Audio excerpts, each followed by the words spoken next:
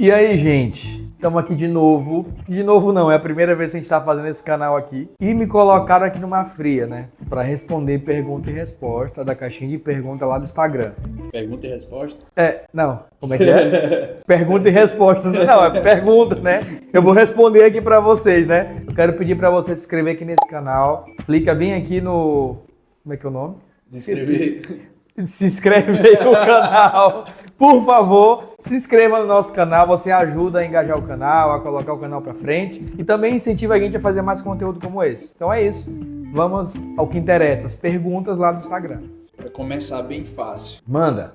Gosto de adorar do meu jeito, mas sempre ouço o cantor ou ministro dizer para levantar as mãos. E aí? Cara, vocês estão me colocando numa fria. Essas perguntas aí eu tenho certeza. Às vezes eu vou falar aqui algumas coisas, vou parecer grosso, mas não estou sendo grosso, estou falando a verdade. Pra gente começar, muita gente linka adoração a momento de culto apenas, a música. E adoração, todo mundo sabe que na sua completude não é música em si, mas a música é um tipo de adoração. Então o irmão aí da caixinha de pergunta tá falando assim: gosto de adorar do meu jeito. Cara, vamos lá. A adoração em momento litúrgico, no culto, ela deve sim ter expressão. O salmista diz: batam palmas, levantem as mãos, se expressem como forma de louvor a Deus. Se o ministro está pedindo para você levantar a mão, é porque você não está se expressando diante de Deus. Não é do seu jeito. E aqui, em cima da sua pergunta, eu quero deixar outra pergunta. Será que diante de Deus você fica parado? Quando olhamos para aquilo que está acontecendo em Apocalipse capítulo 4, verso 8, os 24 anciãos eles estão jogando suas coroas no chão. Isso é uma expressão. Por que você não deseja expressar algo? Então, se o ministro de Deus ali está no altar não, no púlpito, no palco, pedindo para que os santos levantem as mãos, será que vocês de fato estão enxergando a Deus no momento de culto? Então, eu quero te fazer uma pergunta em cima da pergunta. Eu acho que eu respondi, né? Vamos para a próxima. Posso beber água aqui? Pode. Tá. Próxima pergunta. Como você olha a música no fim dos tempos? Não, é brincadeira. É sério, essa pergunta é sério? Rapaz, como eu olho a música no fim dos tempos? O que eu imagino? Quando eu penso em fim dos tempos, aquilo que Jesus descreve em Mateus capítulo 24. Para a gente começar a responder essa pergunta aqui, nós precisamos diferenciar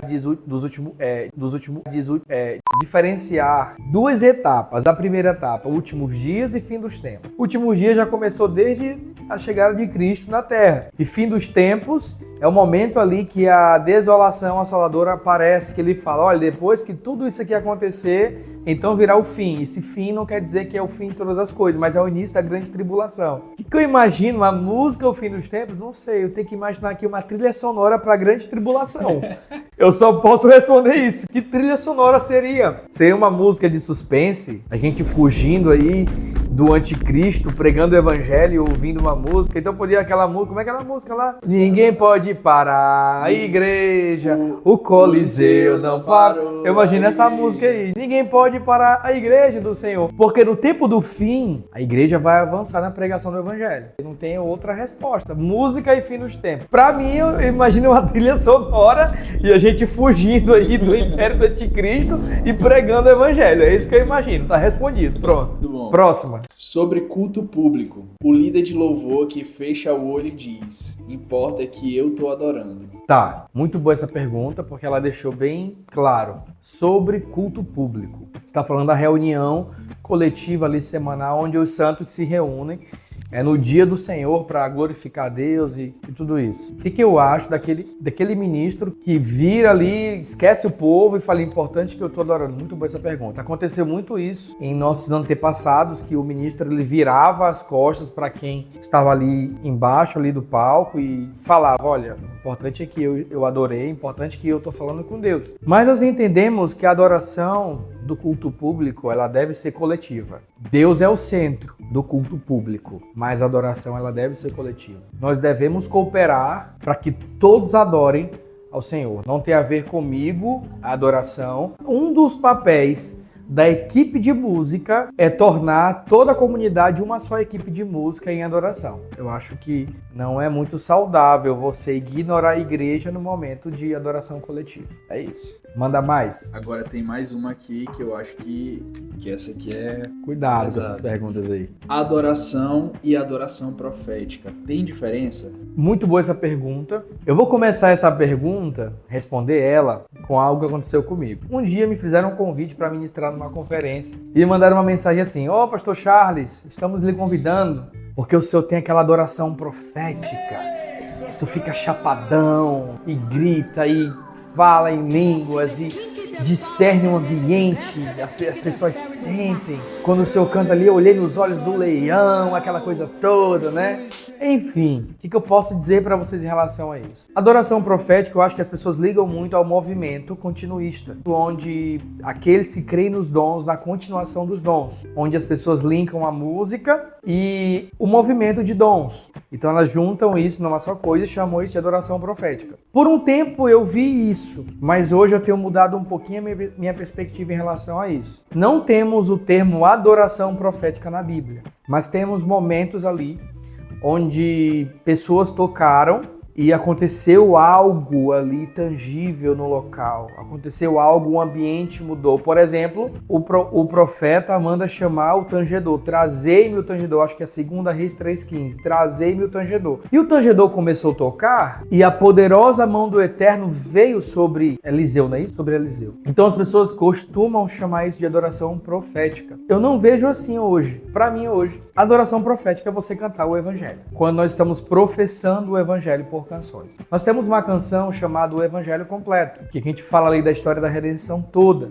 E eu chamo essa canção de uma canção profética. Por quê? Porque nós cantamos a profecia. E assim, nós somos continuistas, acreditamos nos dons, na continuidade dos dons, tá? Não estou desmerecendo quem crê nos dons e também quem não crê, não é isso. A priori o vídeo aqui não é para isso. Mas eu quero dizer que nós somos continuistas, mas hoje eu acredito muito mais numa adoração profética quando nós cantamos o evangelho. Porque a Bíblia diz que o evangelho não é aquele que tem o poder. Não, a Bíblia diz que o evangelho é o poder. Então o fato de nós cantarmos o evangelho, isso é uma adoração profética. Para mim, tá? Porque não temos o termo adoração profética na Bíblia. Adoração profética é quando cantamos aquilo que está na profecia. É quando cantamos em comunidade aquilo que está na Escritura. Aquilo que as profecias dizem a respeito do Cristo, a respeito de Jesus. Para mim, adoração profética é isso. Manda mais. Agora a última para finalizar. Chama. Essa aqui é boa. Como Davi pode ser exemplo de adoração? Muito Muita bom. gente falando sobre.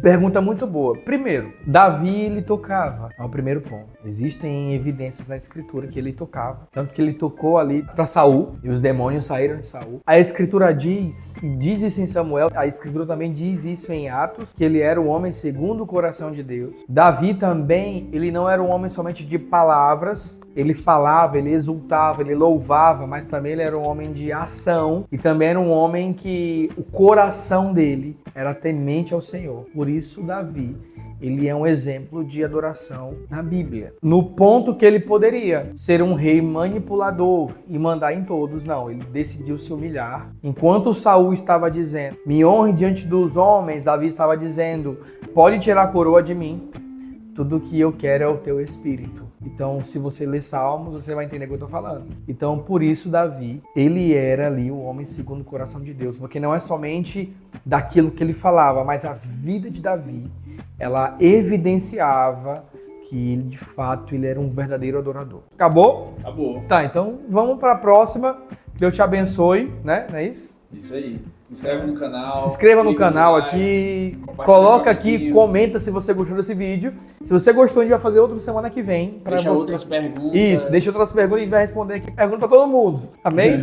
Eu te abençoe, abraço e até a próxima. Valeu!